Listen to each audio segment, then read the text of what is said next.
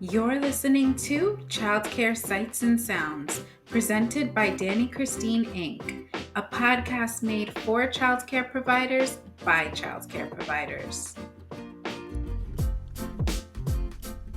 Welcome back to the Childcare Sights and Sounds podcast.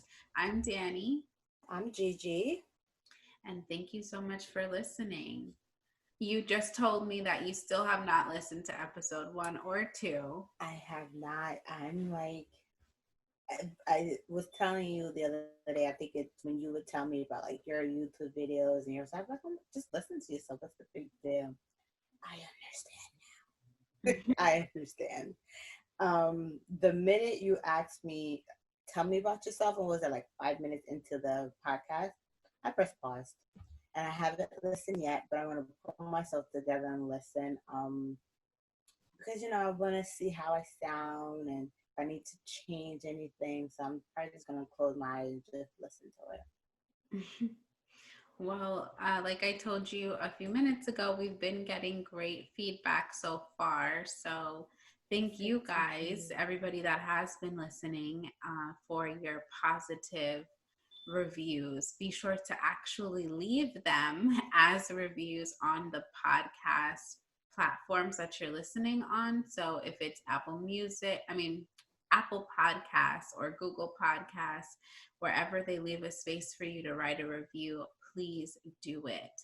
And I keep forgetting to also mention that I would love it if you guys followed us on Instagram at Childcare Sites, where updates and things like that will be posted.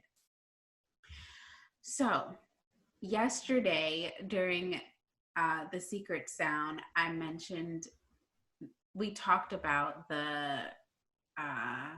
I'm trying not to give away what we talked about that occurred. Well, I wanted to specifically mention the fire alarm, the fire alarm incident, because that kind of transitions into the topic I was thinking about talking about with you today, which is your unofficial label as the firefighter. Which we kind of mentioned very briefly in the first episode. So I call Gigi the firefighter. I don't remember how I came up with that. Do you? Something happened, and it was with the parent, of course. And the first thing you said was, "Go, extinguish that, or go, like basically go tame down the heat." And I was like, "What?" She was like, "Yeah, you're good at that. We'll calm her down.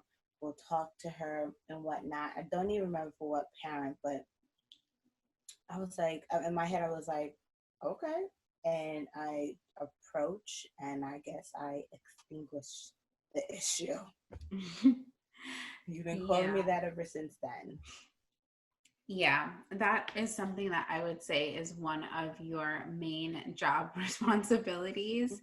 Not that we're constantly angering families. Like, I don't want anybody that's listening to think that we have a whole bunch of hot-headed families. Mm-hmm. It's just that, as any childcare program might experience, sometimes there are families that don't really agree with your policies, or think that their children deserve special treatment, or they simply just want us to cater to them, and it's not always possible. Right. And sometimes when you let them know that it's not possible, we get negative reactions, as if those negative reactions will change our mind. Almost sounds like dealing with a toddler, doesn't it?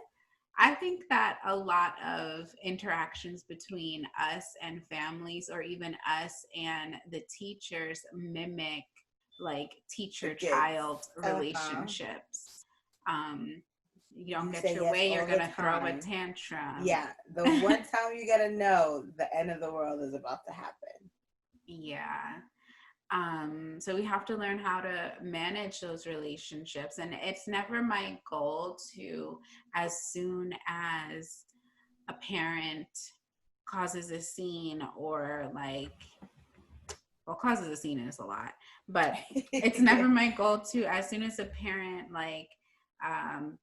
gets upset about something to just like, oh, you're upset, get out. It's like, let's come to some sort of resolution, acknowledge your feelings, and it's kind of like the situation. Remember when we went to that conference and Ron Clark was there and he was speaking about the parent with the bag of potato chips? Yeah, but parents just want to vent and be heard. Because let's be honest, we don't know what's happening at home. You know, it could be that underlying issue, and we're just in the cross path. And he basically, when mom was having a meltdown about bag of potato chips, he was like, "Come, sit down next to me. Come on." So for clarity, and I'm sure everybody listening, love Ron Clark. I'm sure everybody listening knows who Ron Clark is. If you don't, he is, I think, the owner and founder of Ron Clark Academy, which is in Atlanta, Georgia. He's wrote a book. He's got a movie made about his life, and he's been on, I think it was Oprah. I think he's been on Oprah. Oprah is what kicked it off, I believe. Yeah, and he's just a great person, an amazing leader. And we went to a conference where he spoke, and he was mentioning that he had a parent who was upset because I think he said the teacher threw out a bag of chips that her son was supposed to eat, and she came in and went off on him about the bag of chips. And he was just like, come here. What is that? What is the real problem? Thrown away, or he didn't get the bag of chips, because I feel like he mentioned he just got himself some chip and just sat down, started eating it, and just letting her vent. And then by the time she was done, he was like, "You want a hug?" And gave a hug, and she started telling him about her whole personal life, about her child's father, I think, or her boyfriend. About the bag of chips. Yeah, her biggest issue was not about the chips. Yeah, he was doing her wrong, and the chips and the teacher was in the crossfire. That's it. So, with that being said, we often get a lot of families that cause an uproar over very minuscule things. Like, I can definitely understand if a child was hurt on accident, or like, you know, if there is a reason for concern and a parent gets upset, that's one thing. But sometimes, a lot of times, you mentioned that, because me being a parent and me being in childcare, you know, we have it in us to be like, something's wrong with you too. Something's wrong with you too. We just imagine it from a parent's side. Your child comes home crying, "I didn't get my chips," and you automatically think, "Oh, they must be treating my child differently from everybody else." And then it's just like, you know, you want to take up for your kid, you want to nurture and basically just protect them. And unfortunately, it could be about the littlest nonsense. But Miss Dani is saying something is wrong with me too, because she's seen how I reacted with my daughter. And, you know, with little kids, sometimes you want to just make them feel happy. But then when you're a teacher on the other end receiving it, you're looking at the parent like, seriously, you're worried about a bag of chips because she didn't get it? You're not worried that so didn't do the homework or is a little bit behind? Like, you know, it varies. You shouldn't even be sending the chips. We took out the chips and we gave her some strawberries and crackers. Which is much healthier. You know, or the popcorn. Why can't she eat popcorn? That was you. Was that not you? Excuse me. That was you. Excuse me. We're not. I forgot about that story. Oh my goodness. Okay. When Gigi first started. It was the way this person went about it. Okay. Her daddy was ready to come up there and bring a whole box of popcorn and see who's going to tell him that when his child Gigi cannot have no first popcorn. started working, like she mentioned in the last couple episodes, her daughter still comes to our program. When her daughter first started, she was barely 2 years old. Was she even 2? Barely. I think she had just turned 2 years old. This woman wanted to send her daughter to our toddler classroom with a bag of popcorn. Which fine. If your kid is eating popcorn at 2 years old, cool. I don't have a problem with that. She was at the time. Yeah, that's fine. But there is choking hazards that we should be concerned about. So yes, I sent her to school. Well, let me say Dad sent her to school with a bag of popcorn. Don't blame him. But my issue at the time was the way the person handled the situation. They didn't like say, oh, I know she eats popcorn at home, but here, it's considered choking hazard because there's a lot of kids. We're not be able to see when it goes down wrong. It was snatch the bag of popcorn and take it themselves and put it in the office. Were you there? That's what I was told. Well, our staff can be dramatic. Yeah, and embellish their stories. But at that time, that was my baby, so I believed it. Well, she's still my baby, but still. Anyway, so that kind of brings it back around to how, if that situation was handled in that way, that would not have been the best way to handle the situation, and you would need someone like a firefighter like yourself. Yes. Who Sit down. My goal for you when handling situations of like mini crisis is to extinguish any possibility of a fire. As soon as like a match is lit, blow it out. You don't even let it get to the point that you need to bring out the extinguisher or the hose. Blow the match out. Yes. So in that situation, for example, let's say a toddler came in with a bag of popcorn. Immediately, I think the teachers should have, I don't know if they did, look in the bags in the morning at the time that the children arrived, see what's in the bags, take them out, organize them, whatever you got to do. If you notice that there's something a child shouldn't have, at that point, either notify the office or make a phone call to the family and say, I noticed that so-and-so child, I noticed that your child came in with a bag of popcorn today. I'm sorry, but this is a choking hazard, so we're going to give her something else to eat. Yeah. It's always how you say it. It's not what you say, The tone. I think sometimes people who are in a certain position forget that tone carries such strength. You could say the meanest thing in the nicest way, and the person would have to second guess, wait, was I being rude to me?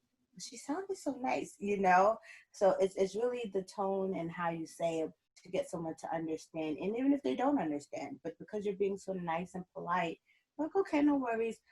She'll have it for later at home. Mm-hmm. And yeah, I agree. It's not what you say, it's how you say it for most things. I'm trying to think of other situations where you've put out fires. Do you remember? Oh, you go ahead. You have something? Oh, she talked about the bead. That's what I was going to mention. You talk about that because I thought it was the funniest thing when I felt your energy shift. I had to sit down.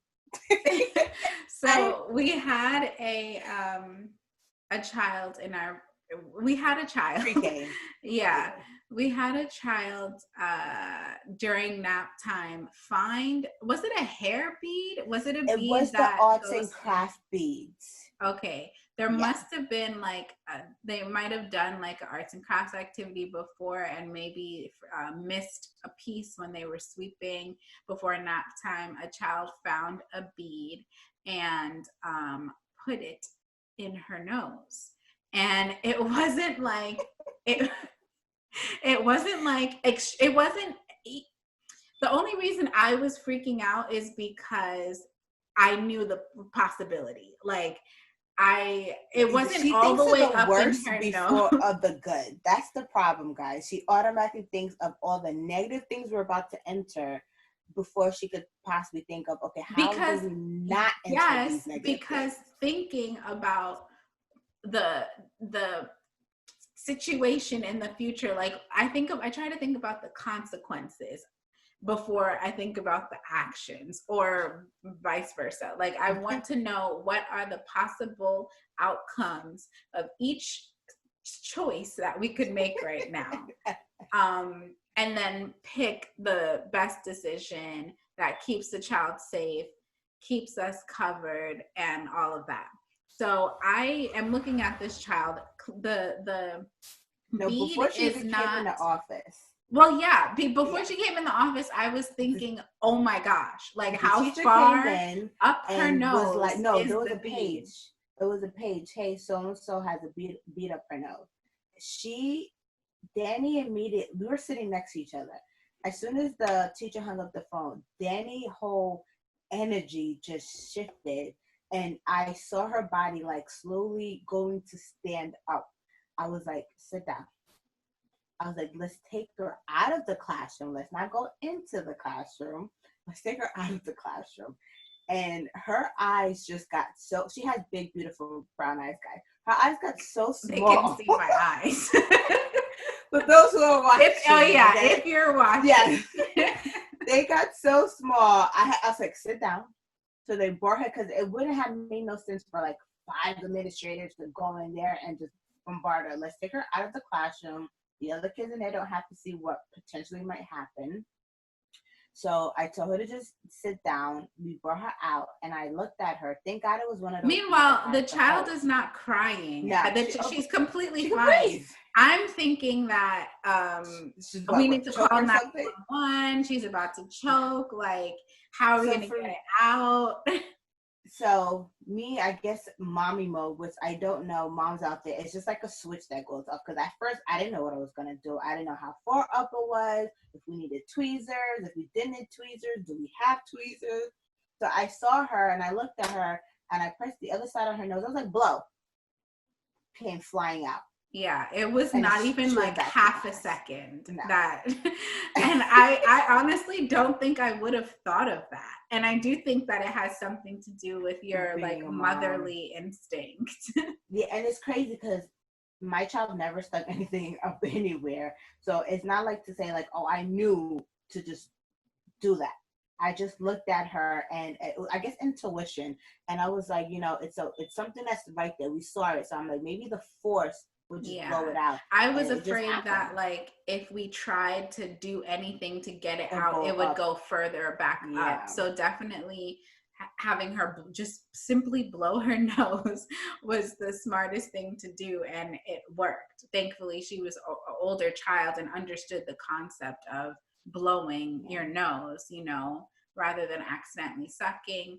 But then it looked like, oh my goodness, we're gonna have to call the licensing, we're gonna have to call the ambulance, then the parent, then the incident report, then we're gonna get an inspection. Yeah, I like went down the list. But you see, my firefighter extinguished all that with a simple blow your nose. And then of course we followed up with calling the parent right after, just to let her know what happened. And the child was fine. She wasn't bleeding.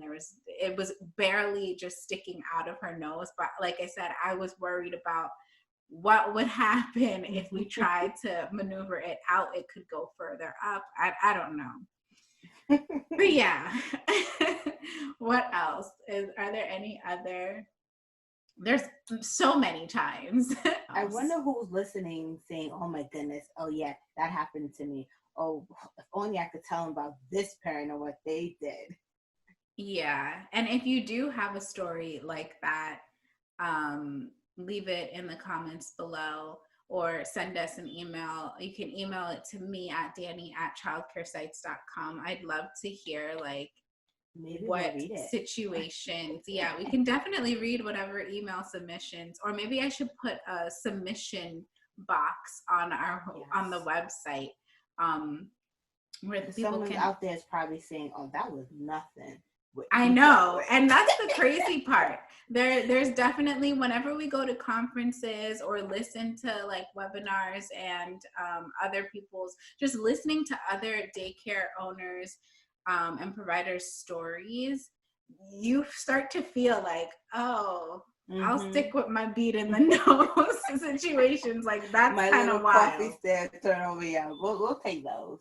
So yeah, there are situations where I'm able to handle, which is great, but we all know that no one is like could handle everything. So I'm sure listeners would like to know what are the end result of situations that I cannot handle. Right. Which comes up to a story of a parent that we just had to. Some parents are not a fit for our center. Right. I've said before that every child is not for every program, and every program is not for every child. And there are many, and every parent, and same thing for parents, every parents are not right for every program, and vice versa. And it really has less to do with like, what a parent or what a program likes, and more to do with like what the parent or what the child needs. So we've had a situation with a parent who was just very needy, and I remember there was one time where her youngest child pooped in the infant room, and it kind of went through the clothes. And she, at the time, I don't think we had a wash and dry. We do now, guys. At the time, she was expecting us to wash the poop out of the clothes and got mad because of that. Yeah. And not to say that, like, I think just for clarity, I'm sure that the infant room teachers do obviously throw the poop out and bag it up and bag up the clothes. They did all that. But I think the parent wanted us to make sure that the clothes were clean before sending them back. And I'm 100% sure, I bet you that there are hundreds of programs that do stuff like that, which again, every program is not right for every family, and every family is not right for every program. There are definitely programs that go, that have the time and the people and smaller class sizes that stuff like that is possible. But that's not something that we do in our program. Like, we'll make sure that poop is out, bag it up, send it home. But we ask that parents send extra clothes, to make sure that if their child does have an accident, we can change them and keep going about the day. We don't have a clothesline of clothes that we washed and, can put up. Even though we do now have a washer and dryer on site, we do not wash kids' clothes from home. We use our washer and dryer to wash our things like, stuffed animals, toys, blankets, and stuff like that. But yeah, so this parent was just very needy with her kids, and things just got really out of control. She became disrespectful to the point where I told her that, like, basically that we are not able to provide services for you. There was no extinguishing that fire. And she became really irate. And we just had to there that day. And we just ended up needing to let her go. I think that was the first parent we had to let go. No. I don't recall anybody else. You weren't there. We've definitely let go of families before. The first one that I had to let go was a child that he kept biting everybody, like so biting kids up. I'm hungry, no one feeds me, biting. I don't know, but he was a young child. He was a toddler, but he was bigger than he was 2 years old. He looked like he was almost 4 years old, and he kept biting the other kids in the class. And it's normal that kids go through biting phases, Yes. but we had given him so many chances, and the parents as well. And every day, kids that were getting bit were constantly like going home like at least once a week with more bites from this Oh child. my goodness. Yeah, and we did, all that we could. We separated them. We read the stories about no biting. We made sure he had, like we did all that we could, if I remember correctly. This was years ago. And finally it broke my heart, but I had to, especially because he Yeah. was such a sweet child. Yeah, Like I was he gonna was say, how so did you feel he was it's having not to like do that? it's not like we thought that like, oh, this is a bad kid, or he's like He was just he wasn't viciously doing causing it. any behavioral problems other than the biting. Other than that, he was really sweet, and the mom was nice. He was one of my first kids in the Aw. program, so it really hurt to have to let him go.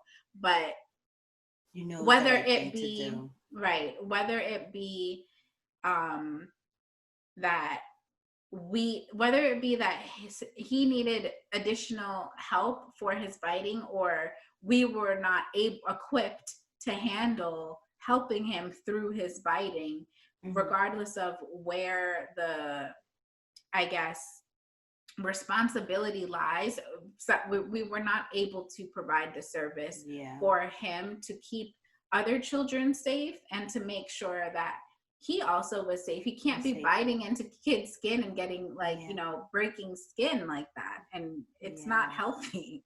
So we had to So let that was that your family first go. parent to go, and like you said, Yeah, it broke your heart.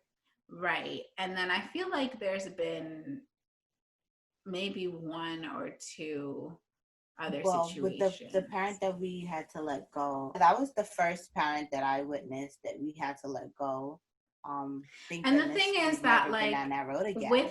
no, actually, the first parent, I think that you was the one that we talked about in the last episode with the first Well, I don't episode think with we the let her go. It was just whites. after the summertime, we were just like, oh, you can't come back. Like this parent, we have to let go, like in the middle of them coming.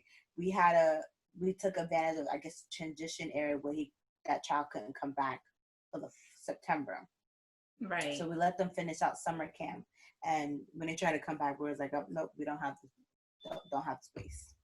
Yeah, and that's the thing. Like these parents, in the majority of times when we do have issues with parents and even teachers, they'll cause a scene, wanna, act all big and bad, and then when we tell them like, okay, fine, this isn't the place for you, or you gotta It go, hasn't they're mad happened. because they want to stay. I think that was the one that I witnessed at the center. Like she had a fit that we were letting her go, and we were just confused. Like, you're not happy here. You Right. complain a lot, so we would think that this is what you would want. But the issue is, it's not. They don't want it now. They want to leave on their terms, not when we. I don't even think it's that they want to leave at all. They just want things their way. They want to stay because we're good, and they want us to just do whatever they say, and in that case, maybe find a nanny or find someone to cater to every possible need. or smaller program. We don't have the manpower to cater to every individual family's needs. And even if we did have a whole bunch of staff that, well, regardless, this is a business. We have policies. I just posted today, as we're recording, is actually June 9th. And I posted on one of my Instagram pages, no matter how big or small your program is, your child care service is a business and should be treated as such. And with that said, businesses have handbooks, they have procedures, they have policies, and you have to enforce those policies within your business, and not waver or favor to any particular family or employee. Like, do what you have to do to protect your business and do what makes sense for your business.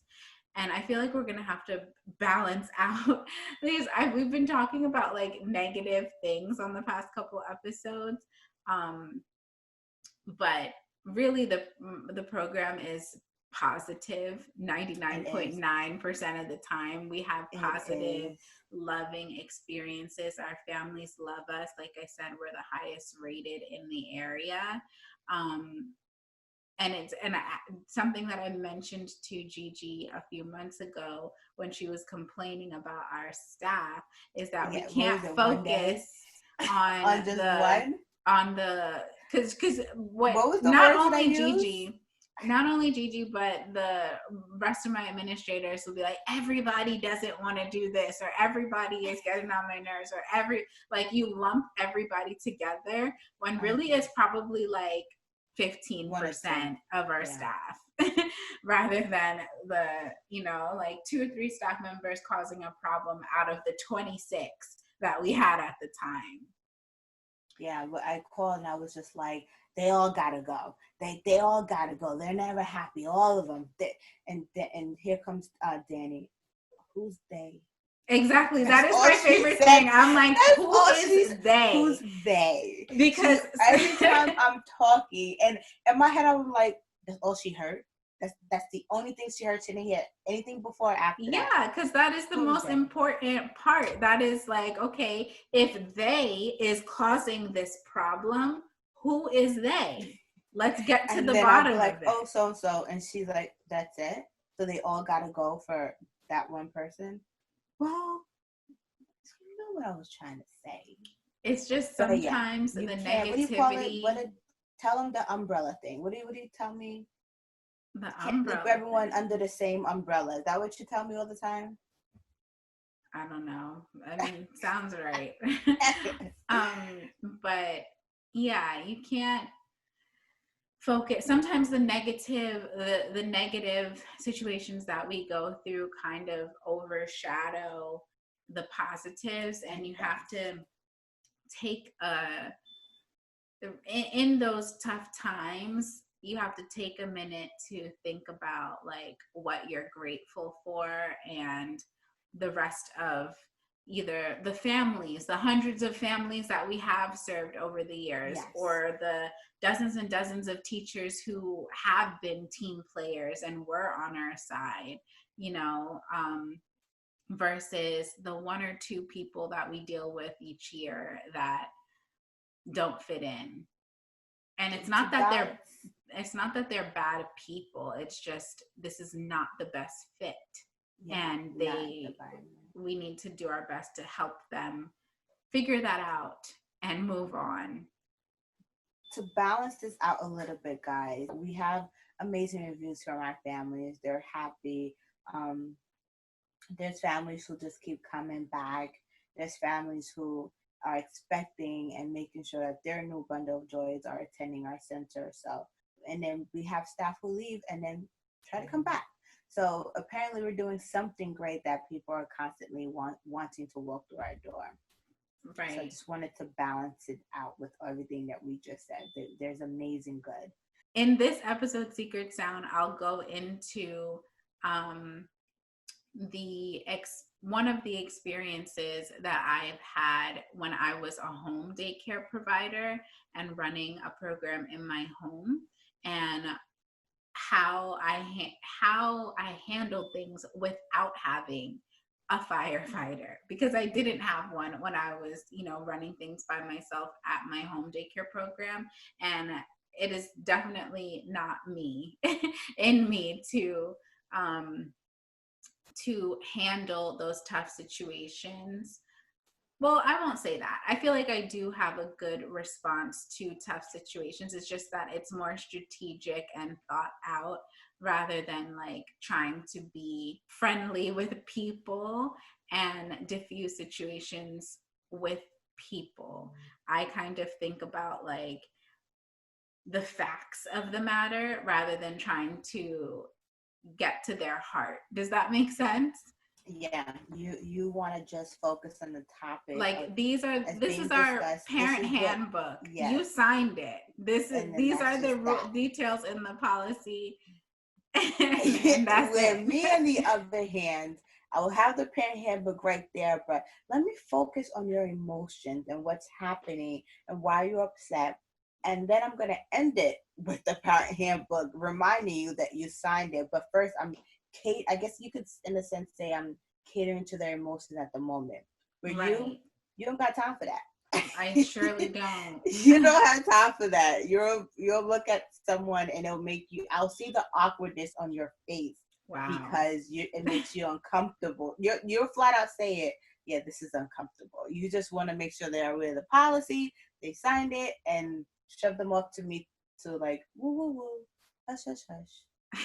Yeah, that's what you do. All right. So if you want to listen to The Secret Sound, then head on over to Apple Podcasts, Google Podcasts, Spotify, wherever you stream your podcasts, and stay tuned through the end where you can hear a couple more minutes of this episode. And while you're over there, be sure to leave a 5-star rating and a review.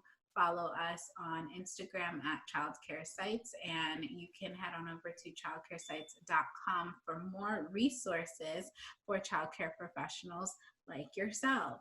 If you're just listening to this audio, congratulations, you're about to hear the secret sound, but but the video of this episode will be up on youtube.com/Dani Christine next week, Tuesday. So every week after an episode, you'll see the video recording of the episode on YouTube. Other than that, that's all, guys. I'll see you in the secret sound. Bye-bye. Would you like to tell our viewers goodbye, Gigi? Bye. You know what it is? I'll say bye, and you'll be like, we're not done yet. So I'm like, am I saying bye now? And we're still recording? We say bye twice. Okay. Bye, guys.